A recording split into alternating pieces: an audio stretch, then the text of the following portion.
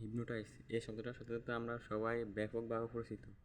Hypnotise বলতে এমন কিছুকে বোঝায় যে এমন কিছু শব্দ বা ধ্বনি যেগুলো শোনার মাধ্যমে আমরা অচেতন হয়ে পড়ি, যে আমরা কী করি না, নিজের ইচ্ছায় কোনো কিছু করতে পারি না, তখন আমার অন্যের ইচ্ছায় করতে হয়।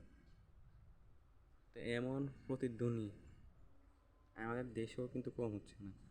বিভিন্ন ধর্মীয় হিপনোটাইজ আমাদের দেশে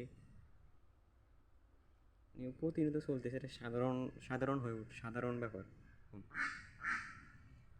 তো আমাদের যে উপজাতি জনগোষ্ঠী, যে বাঙালি উপজাতি, বাংলা ভাষা,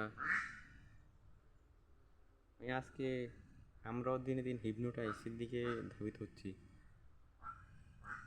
যেমন দৈনিক 5 বার বা দৈনিক 3 বার এভাবে বিভিন্ন শব্দ বা প্রতিধ্বনির মাধ্যমে আমাদেরকে হিপনোটাইজ করা হয়। তা আমরা নিজের মধ্যে থাকতে পারি না। তো এই হিপনোটাইজ থেকে বেরিয়ে আসতে হলে আমাদেরকে কঠোর হতে হবে এবং একটু একটু করে চেষ্টা করতে হবে যাতে করে এই হিপনোটাইজের প্রচলন বন্ধ করা যায়, যাতে হিপনোটাইজের প্রচলন বিলুপ্ত হয়ে যায়। আমরা সবাই যদি একসাথে কাজ করি তাহলে অতি দ্রুত আমরা এই হিপনোটাইজ সংস্কৃতি বিলুপ্ত করতে সফল হব।